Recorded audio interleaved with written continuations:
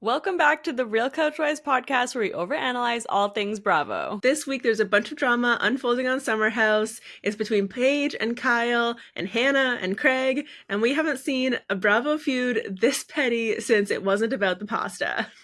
It's not about the pasta! Not about the pasta! So we're going to summarize this petty fight, talk about the winners and the losers in our mind, and just unpack a little bit of what's happening on Summer House, because there's a lot. There's gender reveal parties with ex-fiancés.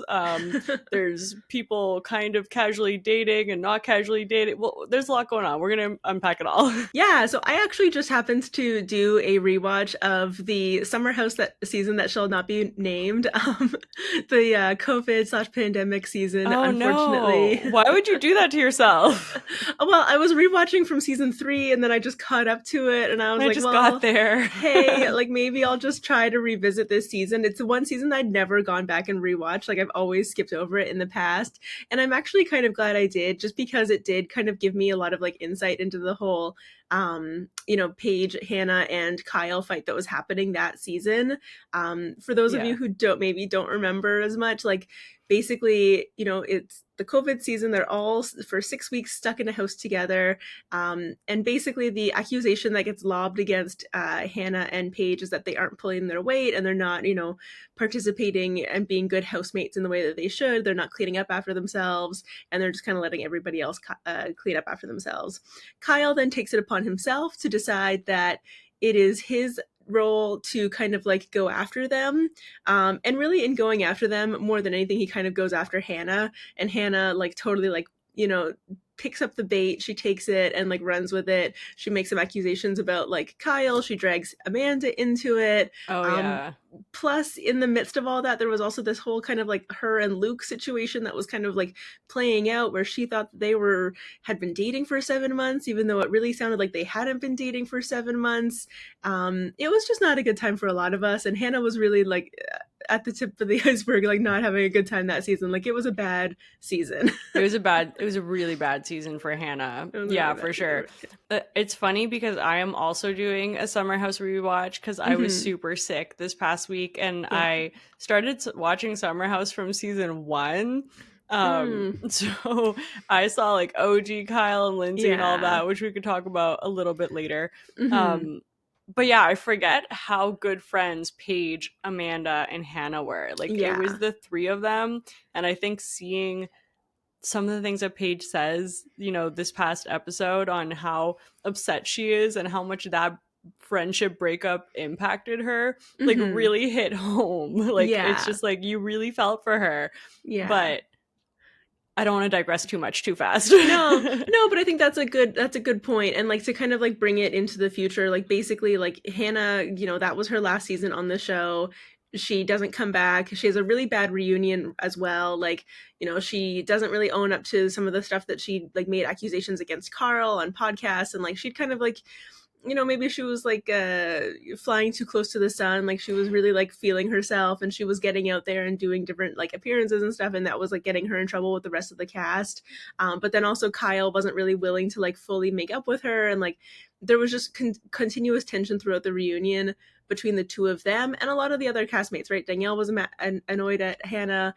Lindsay was annoyed at Hannah. Luke obviously didn't like Hannah. So basically, like when the next season comes up and then the next summer happens, like we don't have Hannah come back.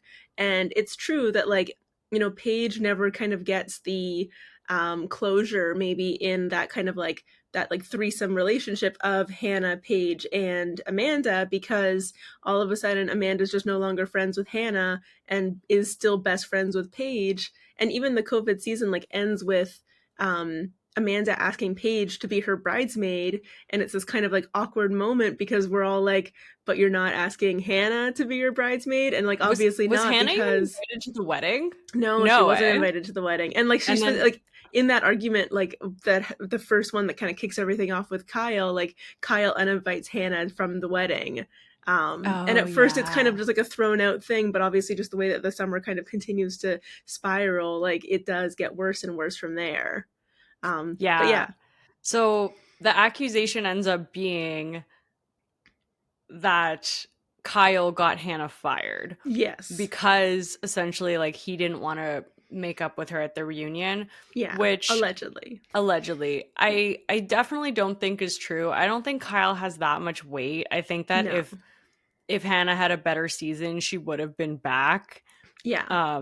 Because like it's not like Bravo doesn't like fights or people No. not liking each other. That's just it. That's like the crazy accusation is that like that Kyle A holds that weight, as you say, and also like yeah, conflict is always what drives these shows. Like having those awkward conversations, having those kind of like friendships get mended and torn apart, and everything like that is the ebb and flow of a lot of Bravo reality shows. Is that they want that to play out on camera. Like so, Bravo would never have like gotten rid of Hannah because Kyle was over her.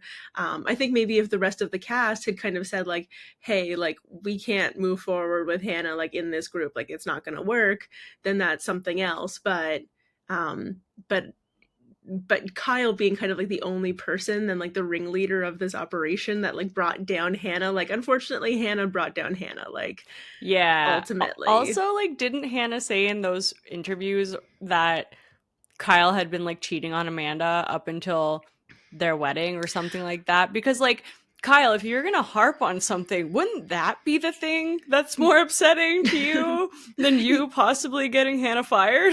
Yeah, and that was the kind of like part of the really annoying thing about um Hannah in that season as well is that like it's one thing to fight with Kyle, like all of us fight with Kyle, like that's totally normal. Yeah. I'm personally in a fight with Kyle right now myself. He just doesn't know. He just doesn't know. But like it was always like the fact that like the way that she then treated Amanda and like brought Amanda into it and expected Amanda to be like apologizing to her because Amanda threw a glass at her, even though like the reason that Amanda threw a glass at her was because Hannah was basically saying that like she lets Kyle yell at her and like just mistreat her and stuff. And it's like that's a crazy accusation to make against somebody and then expect them to apologize to you when you provoked them to throw a glass at you. It's so true. I yeah. forget about I didn't remember the glass throwing, but I do remember her being like you know, you might be okay with him calling like treating you this way, but I'm not, or something like that. Yeah. I honestly it's rough too because you also just feel so bad for Amanda and the place that her husband puts her in continuously. Yeah. And I feel like there was such a juxtaposition between the way Kyle reacted to Amanda being upset and like basically like just seeing Kyle and Amanda directly after this fight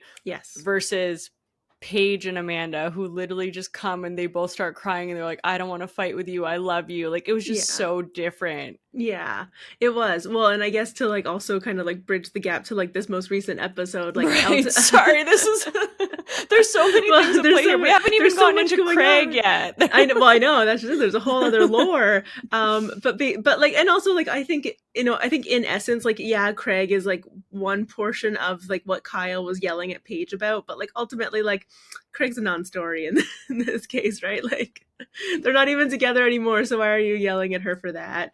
But basically, so Hannah last summer goes on I think Dave Portnoy's podcast or whatever and brings up the whole drama about how she left Summer House, which is why there are now these accusations that Kyle had gotten her fired, and this kind of like brings up all of the feelings between the group here, and that's what we're witnessing. And basically it all kind of explodes at a dinner party in the Hamptons when Kyle basically like Paige confronts Kyle for basically like having like rage texted her all of this stuff about his feelings about Hannah and his feelings about Craig, as if that's an appropriate place for him to place his feelings, and to like rage texts are never a good idea, and like just shouldn't be like you have so many like he could have rage texted Carl to be like, I'm so mad at Craig, I'm so mad at Hannah, I hate all of these people, but like to do it to Paige as if like she's supposed to be like mea culpa for like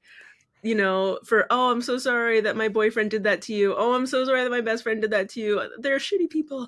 I actually hate them. I'm cutting them out of my life right now. So true. It's so true. Like, what did he expect her to say? And he keeps being like, I wanted to know if that's how she felt too. Yeah. But you know what?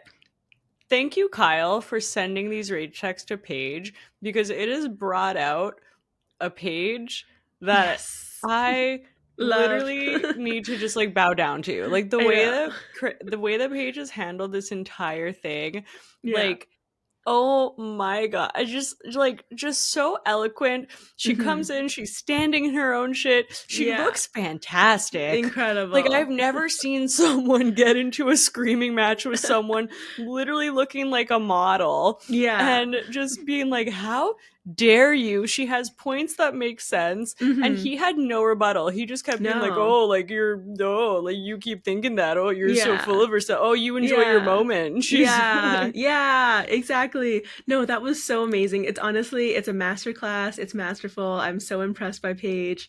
I wish all of us were able to do that. Like it's kind of like Ariana when she brought down Scandival and oh my gosh, like yeah, took down yes. Sandoval time and time again. Yeah, I think it's amazing that Paige has the ability to like really eloquently like say her feelings in that moment, even like discussing the difference between being two-faced and being a mature human, and like how this is how I deal with conflict amongst two friends, and like Yeah. actually, and just And like spewing it out at him, and like standing in her like little pose too at the end with like her her high little heels. like I was baby just doll a like little baby dress. doll dress and her little high heels. I was like, But damn. also, I feel like it just made me realize how much Paige had gone through and really just kept to herself and like didn't Yeah. bring into the show and didn't put on other people. Like Hmm. clearly the way that she starts to break down after, like she was so impacted by two of her best friends literally breaking up because of Kyle, Hmm. and she is still friends with Kyle. Like Yeah. she has moved past it, and what she says in her, like as she's kind of yelling back at Kyle, she's being Hmm. like, I've literally been able to maintain a friendship with Hannah, maintain a Hmm. friendship with Amanda. These two people no longer speak without talking ill upon either of them. Yeah. Also, when she gets mad, she refers to Amanda as your wife. um, but yeah, no, I don't know. It's just like she really just brings a lot up. She's even like, she's like, Giggly Squad, my podcast with Hannah is my life, and I'm Hmm. not allowed to talk about it like Yeah. 2 months of the year, like while we're Yeah. filming, which is so true. Like they put Loverboy all over everything, and she Hmm. like, I feel like this is the first season you even know she has a podcast, like Yeah. in terms of what she's putting out there. Yeah, it's so true. Like I remember watching, going back and watching, as I mentioned, watching season 5. Um and like being like, wait a minute, like Giggly Squad was like happening while like they were doing like live streams and like, you know, being in that bed like for hours. Like those were the early days of Giggly Oh yeah, Squad. that's literally how it started. Yeah, and I was like, wait a minute, how are they not mentioning it? Like I thought for sure that we knew that that was happening, but clearly like the show isn't telling you that like Giggly Squad No, podcast is you just starting. have to Like like follow her outside of it. you just know, exactly, you just know if you like know, and that's it. And I was like, where is the promotion for these people that are like trying to build their own brands? Why doesn't that not get to happen for them? And they've gone on to like build something absolutely incredible and like really remarkable, like having like they were at Radio City Music Hall like if maybe a little bit longer now, like a few weeks ago, but like I don't know, it was in the last 3 months that it happened. So Yeah. like that's not just like a normal venue for somebody to sell out. Like that doesn't just No, happen. they're killing it. It's yeah, I honestly I've just been so impressed with her, especially when Hmm. she was like, "What about me makes you think that I'm okay with you rage texting me? Like what made you think that this was an okay thing for you to Yeah. do?" Yeah. And also when she's like, "I only came to this party to be with your wife while you pretend to be Diplo." Yeah. Oh, also another iconic thing that came out of it is, "You're lucky I don't buy and sell Loverboy." That is a Amazing. wild It's statement. great. Like It's good. It's amazing. No, she is incredible, and there are absolutely no notes. And it's very, I think what's so validating or so cathartic about kind of like having watched this like screaming match is that like for so many years we've seen Kyle just get to like spew whatever, like say anything, kind of like unleash on the house. He like really affects the house. He's really able to kind of like he decides if they're having a good night or a bad night. And when it's he's so having a bad true. night, he's having a really bad night, and he's And going to you're make all sure gonna have a everybody is bad night. impacted. Yeah. Like I just think back to like 2 summers ago, was it season, well, like the season that, yeah, it was 2 summers ago when Lindsay and Carl were first dating, and like And he called Lindsay a before they bitch. got engaged, and yeah, he called Lindsay a bitch, and he called Danielle a bitch, and he was like, you know, yelling at them for, you know, like a little party game where Danielle basically said that Amanda was untrustworthy. Oh yeah. And like just the way that like it erupted and like it took over the entire house, and the way that he like just unleashed on Danielle and Lindsay, even though Lindsay like technically hadn't even really done anything, but Lindsay was just like the pawn in Kyle's scheme that year because he was so upset with her for everything that was happening with Carl and his relationship. Yeah. She was the scapegoat. And yeah, like he's always been able to kind of like do that without a lot of pushback, honestly. And a lot of the time the way that Kyle has been handled is what Carl did this like in this most recent episode, is like walking around trying to like de-escalate and get him to calm down, but there's nobody that's actually like standing up against him and like actually yelling back at him. And like, you know, maybe Lindsay's had to play that role a few times, but like for the most part, people aren't standing up against him. And maybe it is because they feel like he's the ringleader of the crew, and that he, you know, if they go against Kyle, like maybe they won't be able to keep their job next summer. Like maybe he's like the Kyle of Beverly Hills. He's like the Whitney of Southern Charm. He's like, I'm the unofficial executive producer, except Whitney actually is the official executive producer. Yeah, no, it's so true. Honestly, like I feel like this was a long time coming to like have someone put Kyle in his place. I think it's clear who we think the winner and loser is of that fight. Without a doubt. But the person that I feel the most bad for, like I said, was really Amanda, because like I feel like she is in an impossible position, and you can tell how upset she is like as this fight is happening. She's just like dying inside, and like you can't really stop either side from going at it, and like that's just you kind of have to just like witness it and have it unfold. And like there's obviously some parts that she backs Kyle up in, being like, oh, like this is impacting Loverboy or whatever. But it's also like, to that I kind of think about what we said about, you know, Schwartz and Sandy's when that got the brunt of Scandival. It's like you just like you made a decision to put yourself as the face of this brand. It's not called Kyle Cooke, but like it might as well be. Like but no, he is the brand. He is the like persona that is like, you know, the most well known. And he is also like a major investor, right? He's kept a lot like he's kept a very like tight rein over the company so that he has that kind of like control and like has the kind of, you know, the glory of, you know, whatever profits and stuff come out of that. But this is also the problem with doing that, is that you're then the ultimate stakeholder, and if things don't go well with the company, then things don't go well for you either. Like that's the cost of doing business, essentially. I mean, like we literally saw him have an adult temper tantrum when Amanda said that she, God forbid, would want to have even the smallest bit of like a life something for herself. Like, heaven forbid. He's just the only person who's allowed to have those types of feelings. Which I guess is like a good segue, what you mentioned about him being the primary stakeholder, into the second reason that Kyle was rage texting Amanda, which is that Craig, Paige's boyfriend at the time, invested in another spritz company, which apparently Kyle has a monopoly over all of the spritz companies. This actually really annoys me because like the amount of free promotion that Loverboy gets on this show is insane.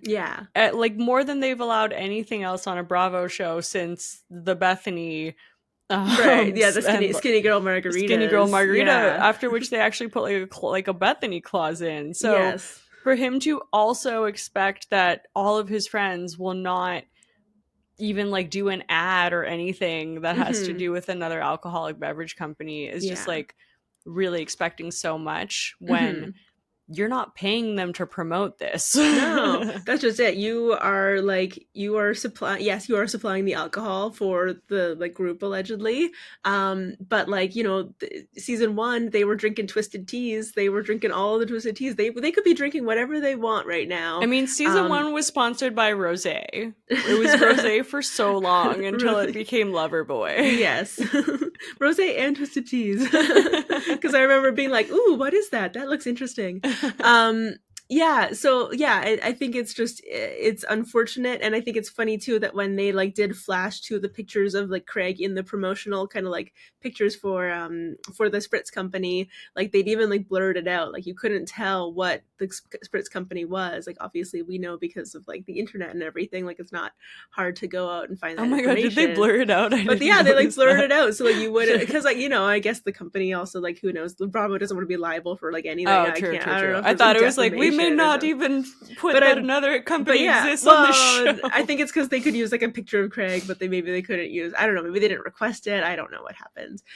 But they didn't promote it. That's for sure. I saw Um, recently though that Jesse did an ad with like another Spritz like Truly or something. oh And I was like, really? did Good Kyle for rage him. text him? Yeah, Like, exactly. Well, did he rage text Lexi to let yeah. Lexi know how he feels about the fact that Jesse Solomon decided to, endorse some other alcoholic And beverage? like he also went on Watch What Happened Live and like called Hmm. Craig a liar. Like I feel like he Yeah. took it and like made everything so much worse. It Yes. was just like, yeah, that whole thing is so crazy. Yeah.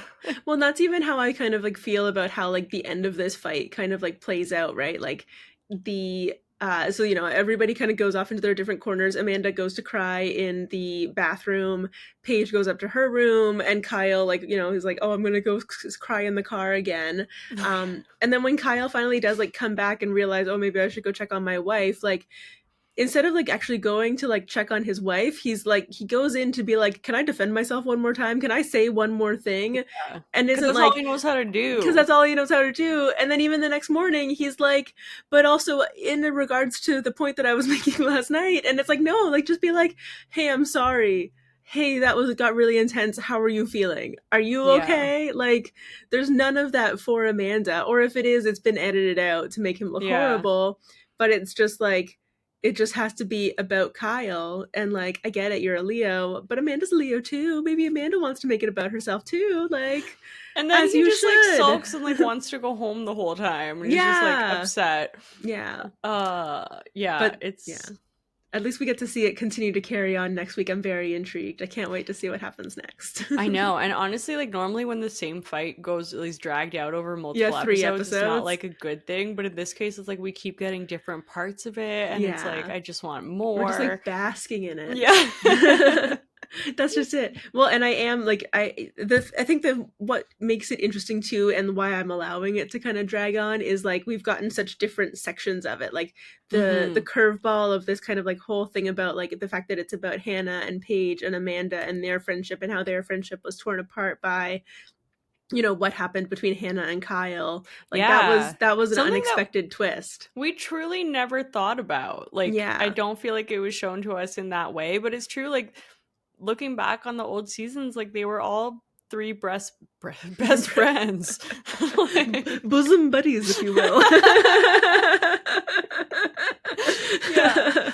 Like, and I feel like they keep being torn apart by men. Like, at first, it was like the Yeah. Luke of it The all, Luke of it all, where which like yeah. Paige and Amanda were so mad at Hmm. At Luke, and and like Hannah. and also kind of like mad at him for like taking her away, and like Yeah. this kind of like But dynamic, right? ultimately, that was all just because they were like, when Paige is like, I lost a whole summer with you. Like, ultimately, Yeah. like, these are real girlfriends. And like, Hmm. it's just so sad that like that's why their friendship ended. Yeah. And I Yeah. honestly, I really give Paige a lot of props because I can't imagine how hard that is to literally be best friends with two people who also used to Yeah. be best friends and no Yeah. longer talk to each other.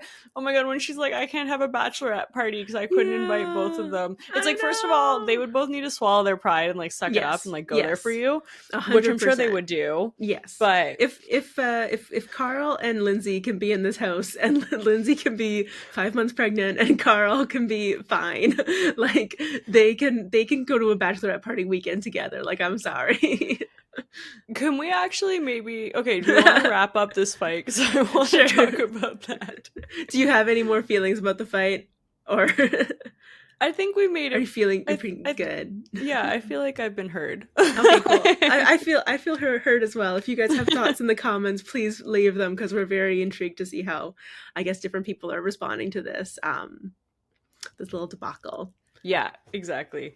Um, I mean, given some of the feelings towards Paige recently, I do wonder if, like, did this change your mind? I don't know where the audience is gonna land, you know? Yeah. So the other really big thing that happened in this episode was Lindsay did a big gender reveal, and literally to have your ex-fiance partake 5 months after you break up in your gender reveal is... Honestly, I do have to give Carl some props here, because, like, that's incredibly awkward. Yeah. Incredibly awkward, and yet, like, it just kind of gives me hope that their, like, friendship could, like, one day be rekindled, or at least just, like, a nicety level of, like, you know, hey, we had a time together. Our 30s were wild and crazy, and... you know, now that we're older, we can reminisce on that and be thankful that we're past that. That's it. Well, you know, okay, this is where I could now bring in my rewatch of season 1 and 2. Yay! Just seeing their friendship from the very beginning, it just makes me so sad. And also, oh my god, season two Carl is out of control. It's not more life, more life Carl is so bad. So bad. And I feel like you forget just how bad he was, but now also knowing from his interviews being like, no, he was like very much, you know, an addict in those times. Yeah. You could see it. Yes, that's just it. Like, I don't know how other people felt about those early seasons when they, like, because obviously, like, you know, everybody talks about how, like, they've always known about, like, what substances were being used on Vanderpump Rules. And, like, I would be curious to know if anybody had thoughts about Carl ahead of time, because I personally, like, didn't suspect it. Like, I thought that he was just a partier and that he was, like, you know, overindulging in alcohol, but, like, I didn't think of anything above and beyond that necessarily. Yeah. Well, they just said he was drunk all the time, and you're like, you're just like, that checks out. Sense. Like, he definitely looks like he's drunk that way. But yeah, like, early seasons of Carl are, like, so hard to watch, and I remember, like, I was the biggest Carl hater for, like, many years. No, season 2 was really bad. Yeah, like, right off the bat, just like are just not. Season 1 was, like, bad, but not as bad. Season 2 was, like, he really went off the rails. Yeah. And, oh my god, him and Lauren, like, the Workus sister, were so toxic. Yes. And I forgot how bad they were. Yeah. And they just, like, scream at each other constantly. Lauren really gives Lindsay a run for her money. Like, there's a fight between Lindsay and Lauren where Lauren is just, like, wasted, and she basically, like, locked Lindsay in a bathroom and is, like, screaming at her, and, like, oh my god, like, literally, like this person makes Lindsay look like the very calm one, right? Like, I wonder what would have happened had she stayed on, because she, like, she really popped off. And Carl is what triggered her. A lot. Yes, Carl was definitely her number one trigger. But I don't. And remember Carl had, like, being like that. No, like, he had no desire to be in that role, or, like. But no, yet he found himself there quite often, unfortunately. Anything really pre-season 5 Carl is a pretty hard, like, season 5 really needed to happen, unfortunately. Like, didn't he have some, like, he had some cute moments with Paige in the closet, like, when they would just go make out in, like, the pantry. I feel like Paige softened him a little bit. Season 3 and 4 are, like, technically better than season 1 and 2 Carl, but there's still so many moments where you're just like, Carl, I'm so annoyed at you. Like, you are such an F-boy. Like, you're so annoying. And, like, I just can't with you. But he was such an F-boy, and that's why it's so weird to see him now being like, I'm so awkward. How do I talk to girls? But obviously, the reason that he is awkward and can't talk to girls is because he's never had to do it under, like, no influences of, you know. No, it's true. Things, and I feel like it also just shows, like, how much his personality was influenced by not being sober. Because he feels like an entirely different person. Yeah, and he looks like a different person. Yeah. Like, his face changed so much when he got sober. Like, I'm sure now even maybe there's, like, other stuff in Botox or whatever. but his face drastically changes when he gets sober. Like, it's a completely different person. Yeah, he's very much grown for the better, for sure. And I feel like you can see that, like, rewatching it. It's unfortunate for him that this is, like, a forever time capsule. It's also unfortunate for Kyle and Amanda. I forgot how much Yeah. Amanda started off as a booty call. Literally in season Yeah. 1, Kyle broke up with her twice because he wanted to date other people in the Hamptons. But Yeah. then he like kept booty calling her. Yeah. It's so rough. And It's that's season 1. Yeah, and that's just it. That's always why like I was such a skeptic about their relationship, because I was just like, what is so great about this person? Like, why him? Like, of all people, like I don't understand. Like, Yeah. he has not treated you well. It's not like he's like some amazing boyfriend.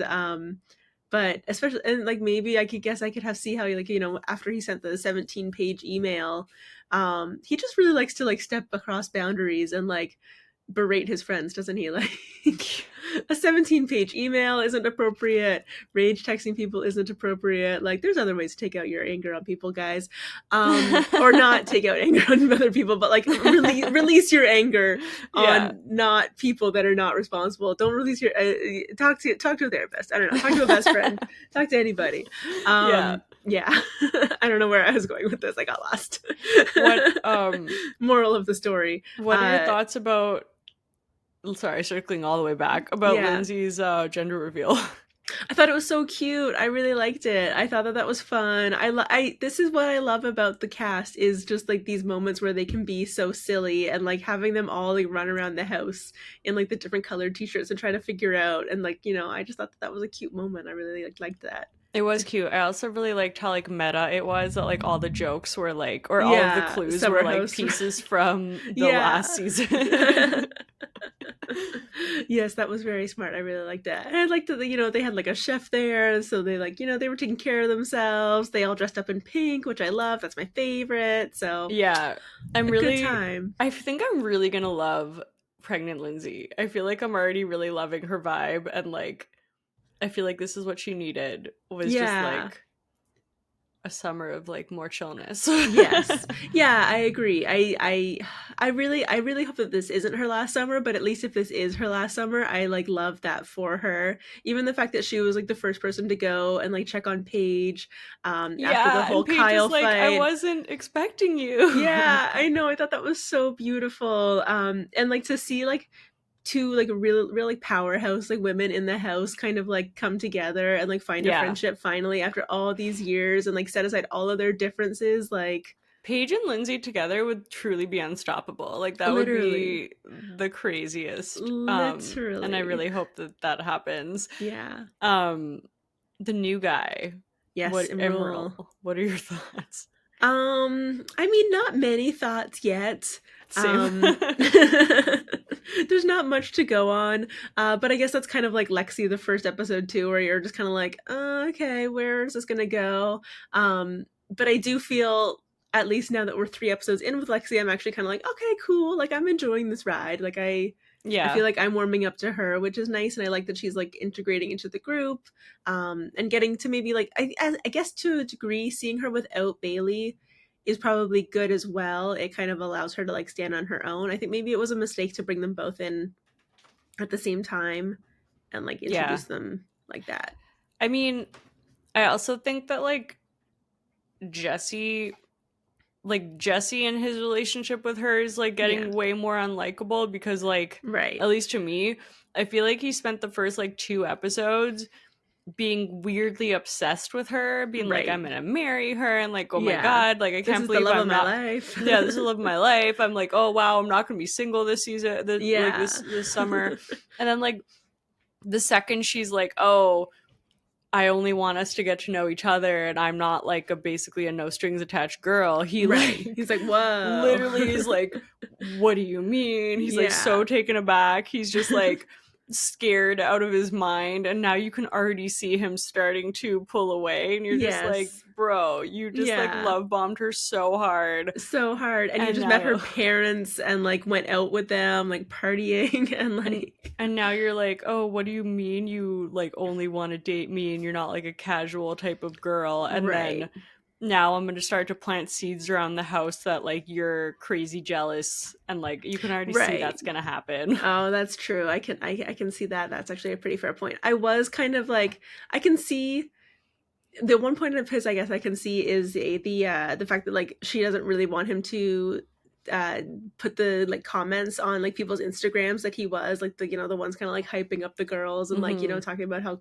hot they look or whatever, which I like understand from like a boundaries perspective, if that's how you don't want your boyfriend or whoever, your significant other, to like behave. Like, it's good to set that expectation early, but at the same time, like, if that's his personality, then like then he should be with somebody who like enjoys or think it's fun that he does that or something, right? Like, I think there's always gonna be like, there's somebody out there for everyone, and you know, if you have to diminish yourself or like your sense of humor or something for somebody else, and that's not great. But it's true. And it's like, if Kyle is okay with him making those jokes on Amanda's post, like, it's like, also, I'm so sorry, I'm so distracted, it's so cute. Frankie in the back of you is like burrowing into the bed. And you just see this like little fluff ball going everywhere. She's so proud of herself now too. She's like, it's perfect. This is my spot. Yeah, no, it's true. It's just kind of funny, like, the way that people can change the way that you perceive them based on who they're with. I am intrigued to see how it progresses. I think that there's going to be a lot of weird dynamics Jesse's going to get put into, like the fact that Lexi goes clubbing with her parents. Yeah, crazy. Oh my god, that's hilarious. Good for her, I guess. Like, that's not how I do it, but I mean, not that I even really go clubbing. So Wes continues to be a weasel. I don't know. I think I'm softening. You really? No, I don't know, man. I'm still just like, oh, everything you're doing is annoying me. I just loved the joke about how he couldn't invest in Loverboy because it was a $25,000 entry fee, and I was like, that was funny. I appreciated that. Was real. Yeah, that's Sierra, how you got us the first time. Sierra liked it too. I think it was more when he like went out and then he's like, home. Oh, he slept on a couch or whatever. Yeah. And the producers are like, did you actually sleep alone? Right. And he's like, yeah. And then like, he's just like, oh, no, of course not. Right. Of course I went and found other girls. I do at least, I guess I do at least hope that he like, you know, continues to be respectful and discreet, I guess, you know, at least for the beginning time of this summer house share house experience. So no, it's true. We'll see how it unfolds. It's better that he like goes out and like, you know, tries to come home and pretend that he's been there all night than like to, you know, not like be like, oh yeah, let me make it super obvious that I'm leaving the house and that, or let me bring girls home. Like, maybe I'm riding too hard, but we'll see. He has to work a little bit harder to to win my devotion back. There you go. Very fair. But yeah, honestly, overall, this season is definitely delivering already. I'm so good. Really excited to see what else comes out. I have to catch up on Southern Charm and Southern Hospitality.